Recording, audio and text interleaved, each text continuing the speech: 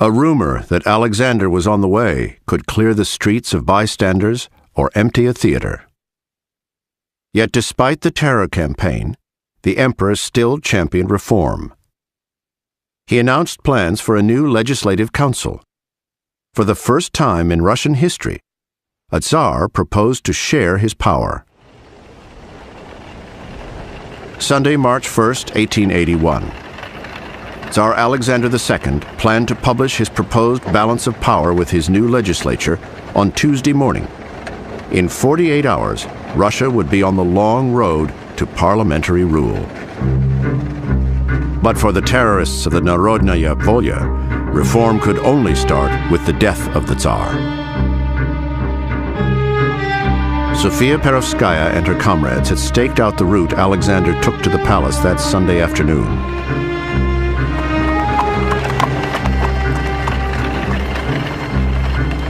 With the drop of her kerchief, their revolution was on.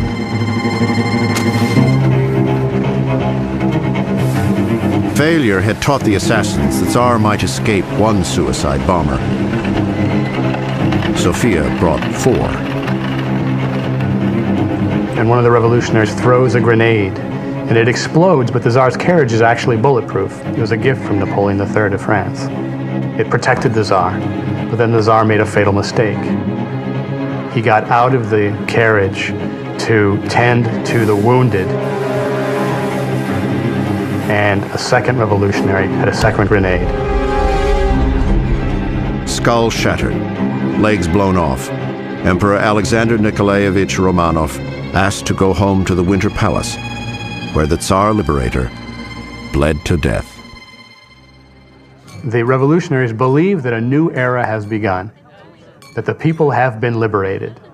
They truly believe this, and it doesn't take very long before they find out that in fact the opposite has occurred. Tsarist repression returned with a vengeance. The murdered Tsar's son and heir, Emperor Alexander III, rounded up Sofia and her accomplices and had them hanged. On the site of his father's assassination, the new Tsar raised a masterwork of Russian architecture, the Church of the Savior on Spilled Blood.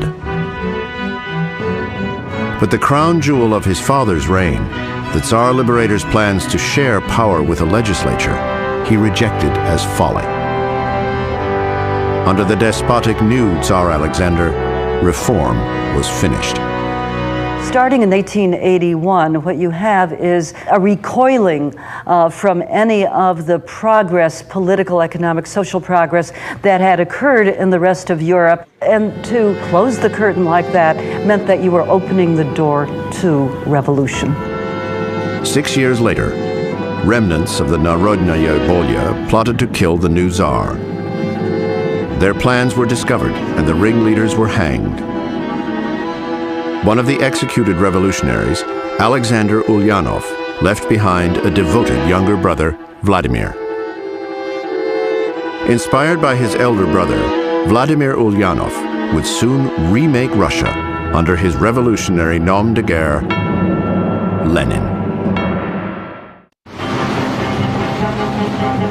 In 1894, Russia was a land hurtling into the future.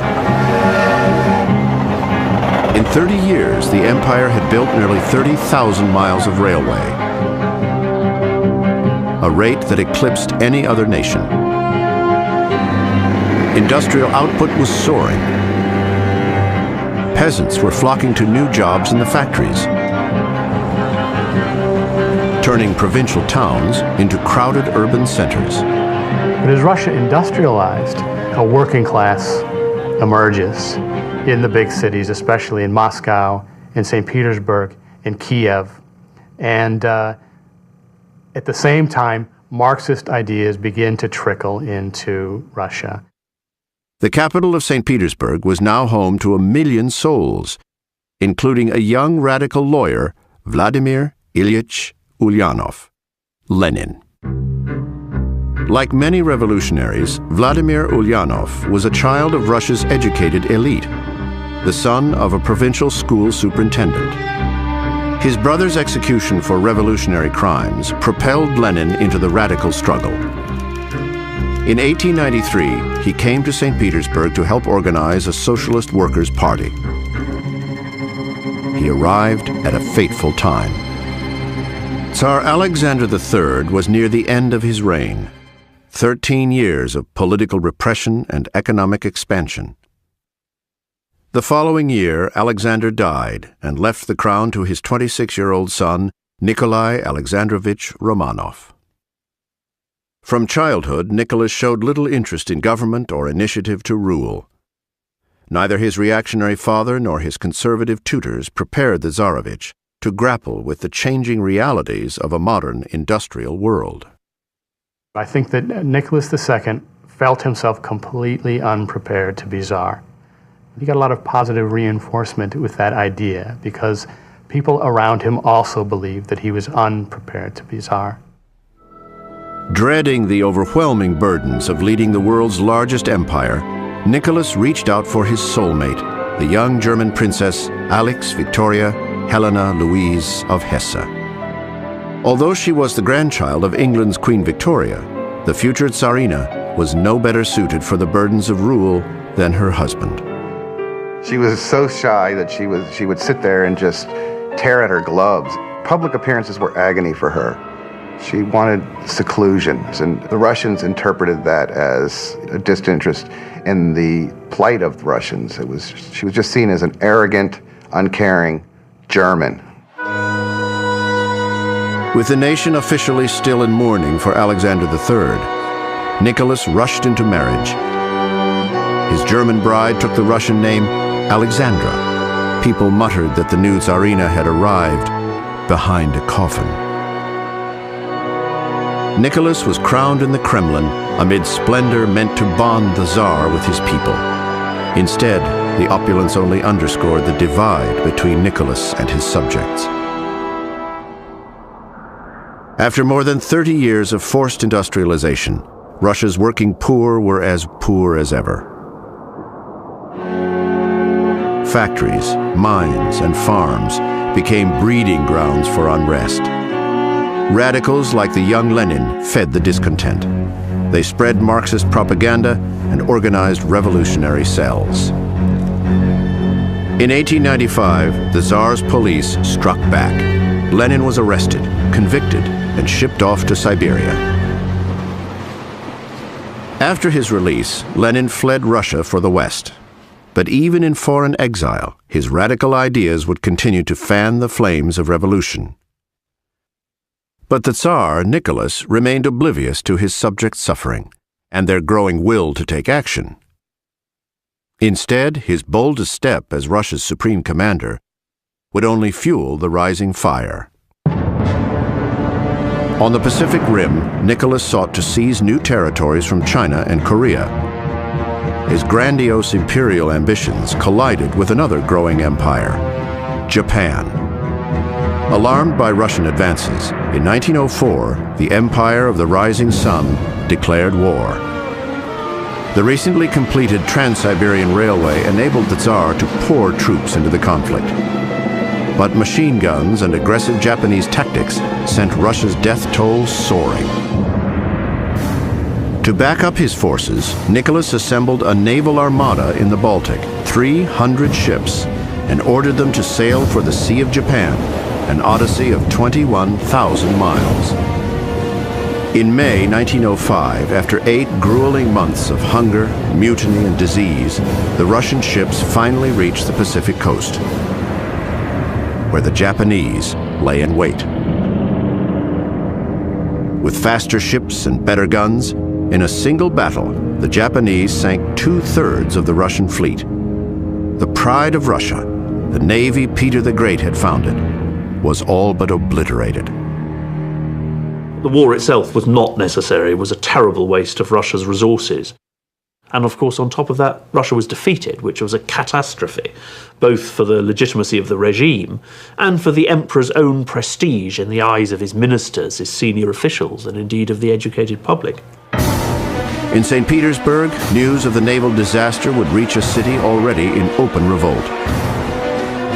1905 would be a year of revolution. The Tsar's ancient right to divine, absolute rule was about to collide with the will of the Russian people. In August of 1904, Nicholas and Alexandra Romanov celebrated the birth of their 5th child. After 10 years and 4 girls, at last an heir to the throne, a Tsarevich, Alexei. To be born into the Russian royal family in the 20th century was to be blessed and cursed, blessed with a life of privilege and luxury, and cursed by history. Nicholas and Alexandra had realized their personal dream, a close and loving family.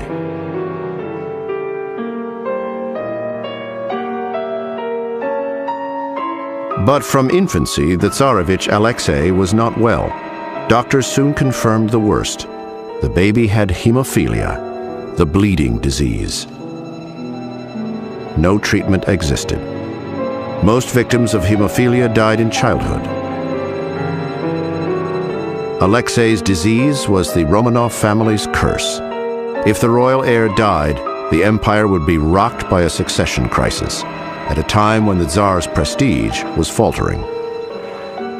Alexei's hemophilia is a secret of state. Because he's the heir, no one can talk about it. His health in general is not discussed at all. But in the streets of Russia's cities, the Romanov dynasty was already under attack as sick and out of touch. Fall of 1904 brought soaring inflation. Winter brought hunger and hardship. News of the disastrous string of defeats in the war with Japan shook public faith in the Tsar's leadership. On Sunday, January 9, 1905, a vast throng of protesters marched on the Winter Palace. Workers, students, priests. Led by Orthodox priest Georgy Gapon, the marchers carried a petition signed by over 100,000. They asked the Tsar for representative government, freedom of speech, workers' rights, and peace with Japan. This is a nonviolent demonstration. It's also non-political. The workers are not carrying banners with revolutionary slogans. Rather, they're carrying icons, and they're making it very clear that they're deeply religious, faithful people who love the Tsar, who are simply trying to tell the Tsar of their plight and to ask the Tsar to help them out. The marchers refused to leave without delivering their petition to the Tsar. But Nicholas was out of town with his family. The palace guard's response was swift and brutal. Father Georgy Gapon. A cry of alarm arose as the guards came down upon us. I saw the swords lifted and falling. The men, women, and children dropping to the earth like logs of wood, while moans, curses, and shouts filled the air. The palace claimed fewer than 100 had died. Marchers put the death toll at 1,000. Whatever the truth, the debacle, Bloody Sunday, ignited a wave of rebellion. The impact of Bloody Sunday is that it shatters forever this myth that the Tsar doesn't know that the Russian people are suffering. By summer, uprisings had crippled factories and farms across Russia. Revolutionary councils grabbed for power in 50 cities. Armed workers threatened to destroy any factory that stayed open. Facing open civil war, Tsar Nicholas, defender of the dynasty, weighed his options. To crush the rebellion by sheer force, that would mean rivers of blood. The other way out would be to give the people their civil rights, to have laws confirmed by a state Duma. That, of course, would be a constitution. In October 1905, the Tsar bowed to reality. His October Manifesto granted basic civil rights and a new, elected assembly, the Duma. Nicholas was forced to make certain concessions, but this was done under tremendous pressure. He hated the political parties, he hated the Duma, he hated the constitution that he was forced to acknowledge. And in many ways, he didn't acknowledge these things. In May 1906, Russia's new Duma demanded radical reform. Nicholas's response? To dissolve the assembly. After 4 years of tinkering with election rules, the Tsar finally got a Duma conservative enough to live with. He still believed that only the Romanov family could rule Russia, that he had a mission from God. He was on the throne because of divine right, that no one could take that away from him or his family, and if they did, it would mean the destruction of Russia. Amid all the political turmoil, Nicholas and Alexandra's greatest concern was their son, the Tsarevich Alexei. Hemophilia put the boy's life on the line every day. Any nick, any bump, any bruise would just result in agonizing pain for this child. And it destroyed his mother. I mean, just to watch this apple of her eye just writhing in agony. It makes her also incredibly spiritual and mystical.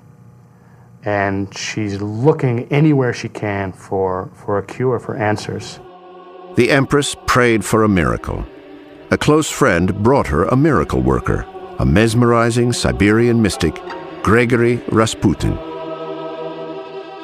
When Alexei turned 8, Rasputin's divine powers were put to the ultimate test. The child has fallen, and it really appears as though the child's going to die. Alexandra writes by telegram to Rasputin and says, you know, the child is sick, can you intercede somehow? And Rasputin replied to her and said, don't worry, he will stop hemorrhaging tomorrow.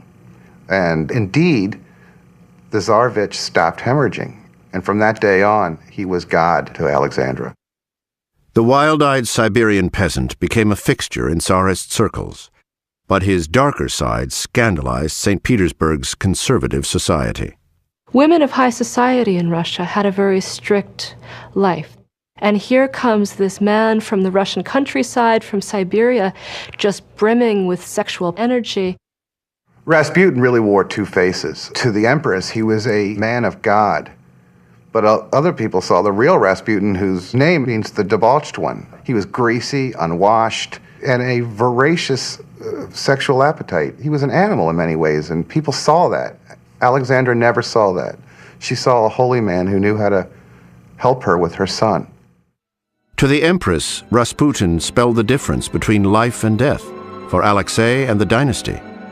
But the Russian populace, who had no knowledge of Alexei's hemophilia, saw Rasputin not as a healer, but as a cancer in the Romanov family. People who wanted to have an audience with the Tsar would try getting into the royal family through Rasputin. There was an idea that if you made friends with Rasputin, that he could get you an audience with the Tsar.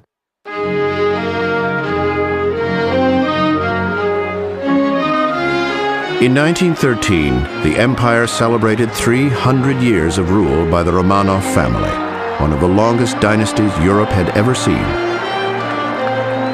But the Tsar's authority was beginning to crumble. Nicholas understood that every group in Russian society was turning against the autocracy. Within the aristocracy, the peasantry, the workers, certainly the middle classes, they all turn against him. Many of his top ministers, for example, were recommending that he somehow be more respectful of the parliament, and he would fire those ministers. He would cast them aside. Summer 1914. The Tsar's prestige hung at the edge of the abyss. Then, Europe exploded. World War I. Russia and Austria-Hungary clashed over Serbia. Within days, Germany, Great Britain, Turkey, and France, all the empires of Europe, plunged into the maelstrom. For a moment, the divisions tearing Russia apart were forgotten. Radicals and Tsarists, workers and nobles, as in generations past, the Russian people rallied to save the empire. Volunteers would swell the ranks of Russia's armed forces to 15 million men.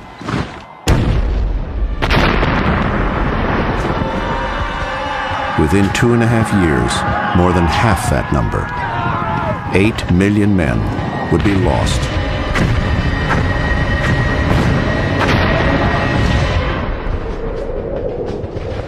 Wounded, captured, or killed.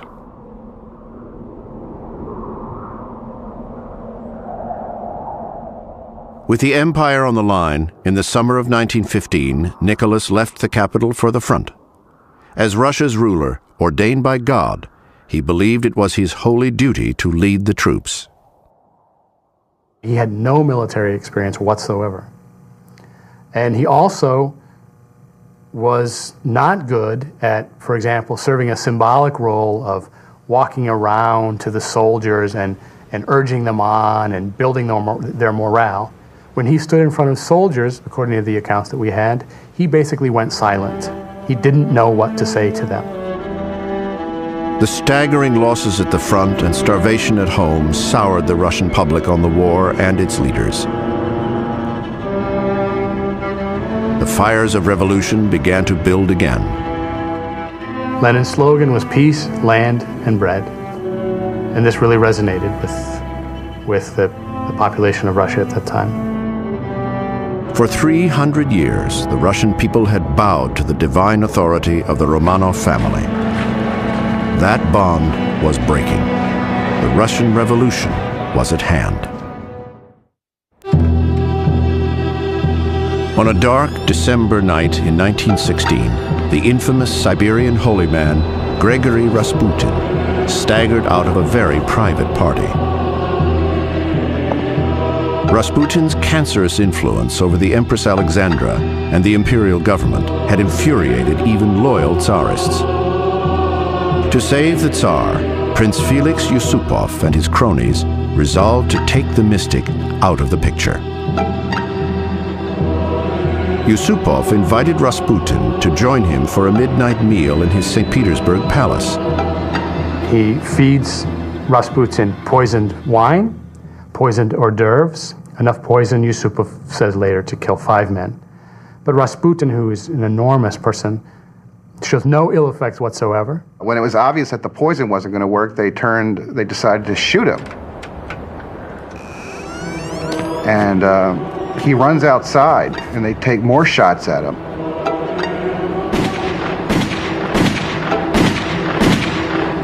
He was an incredibly resilient character.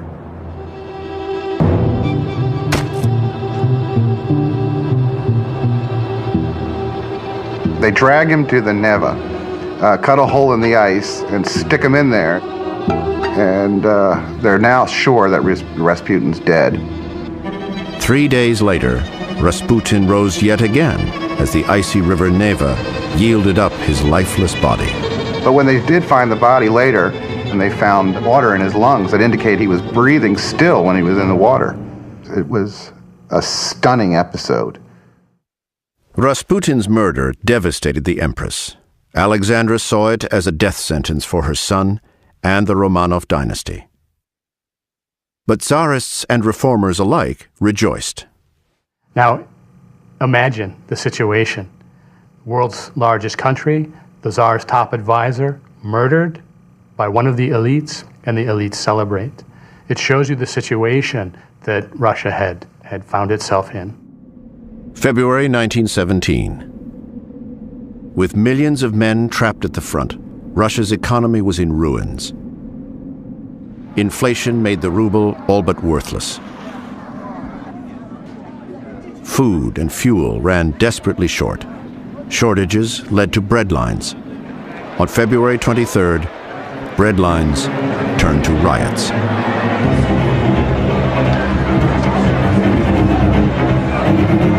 The end of the empire came quickly. Nicholas lost support of the army, the police, and all of educated society. And no government can rule without an army and police force that's loyal. As army garrisons abandoned the Tsar, urban anarchy gave way to full-fledged revolution.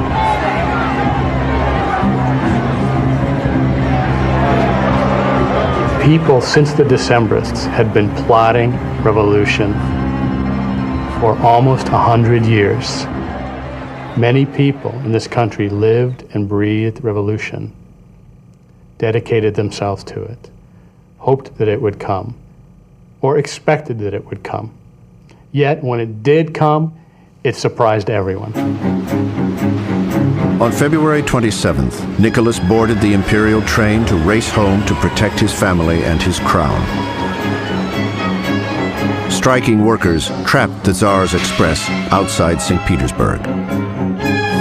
March 1st, 1917. Stranded on the rails, Nicholas II received an ultimatum from the Duma. To save the nation, the legislators demanded that the Tsar abdicate and hand all power to the Duma. For Nicholas, the very thought was sacrilege. We have to keep in mind that the rulers believed that they had been ordained by God, and so stepping down might actually be a sin against the church, or might be an offense against this tradition, or a religious offense. The destiny of the empire, 1,000 years of history, rested in his hands.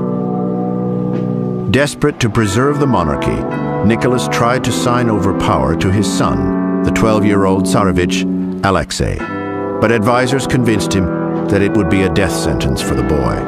Instead, Nicholas signed over the throne to his brother. With his life on the line, Mikhail Alexandrovich Romanov refused to take the crown.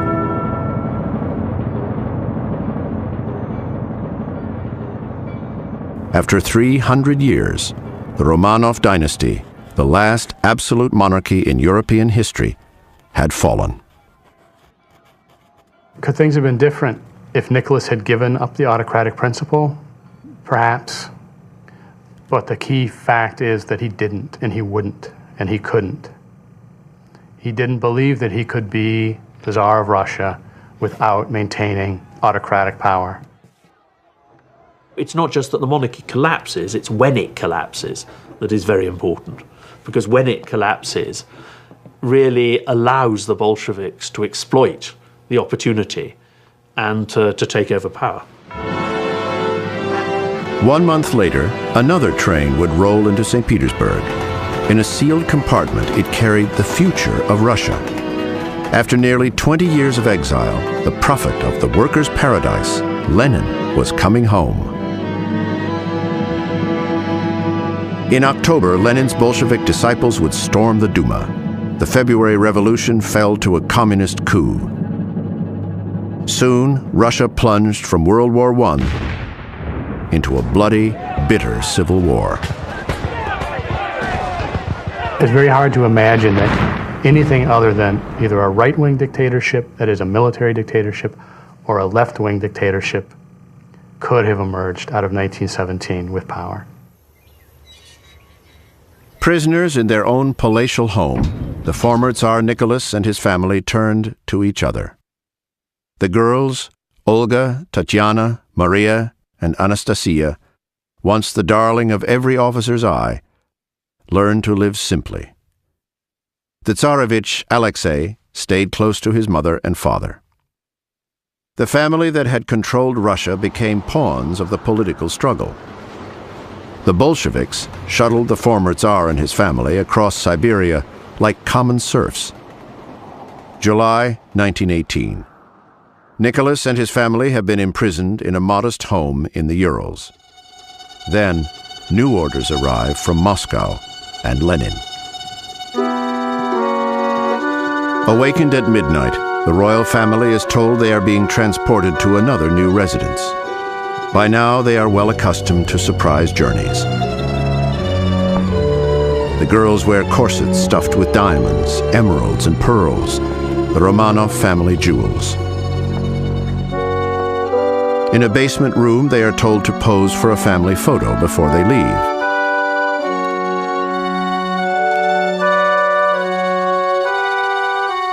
But there is no photographer waiting for them. Only Red Army soldiers and a death sentence from Lenin's new government.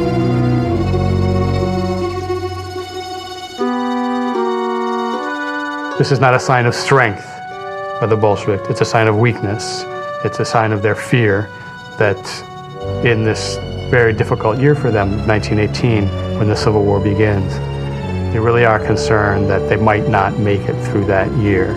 So the execution of the royal family is it's a way of trying to snuff out any possible resistance to their rule.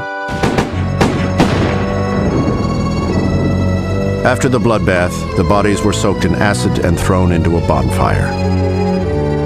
The royal line reduced to shards of bone. There could be no survivors, no possibility to revive the dynasty.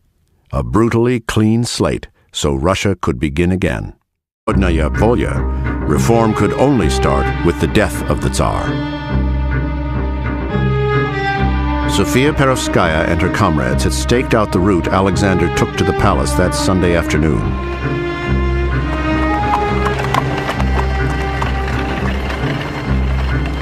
With the drop of her kerchief, their revolution was on.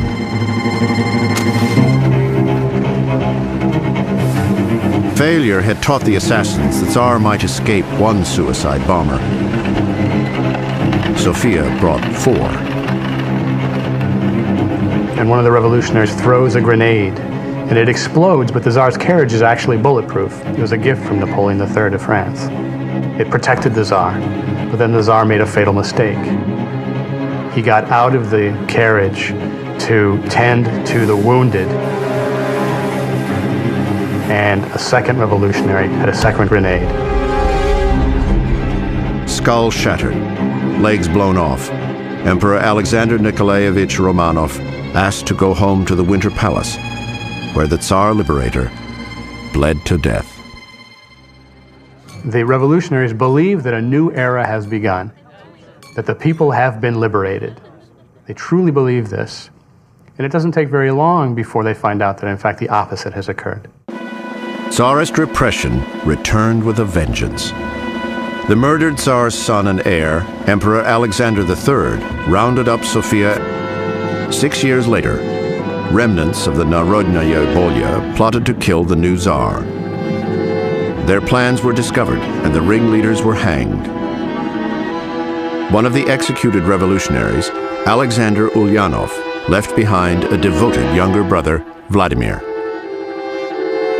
Inspired by his elder brother, Vladimir Ulyanov would soon remake Russia under his revolutionary nom de guerre, Lenin. In 1894, Russia was a land hurtling into the future. In 30 years, the empire had built nearly 30,000 miles of railway, and her accomplices, and had them hanged. On the site of his father's assassination, the new Tsar raised a masterwork of Russian architecture, the Church of the Savior on Spilled Blood. But the crown jewel of his father's reign, the Tsar Liberator's plans to share power with the legislature, he rejected as folly. Under the despotic new Tsar Alexander, reform was finished. Starting in 1881, what you have is a recoiling from any of the progress, political, economic, social progress that had occurred in the rest of Europe. And to close the curtain like that meant that you were opening the door to revolution.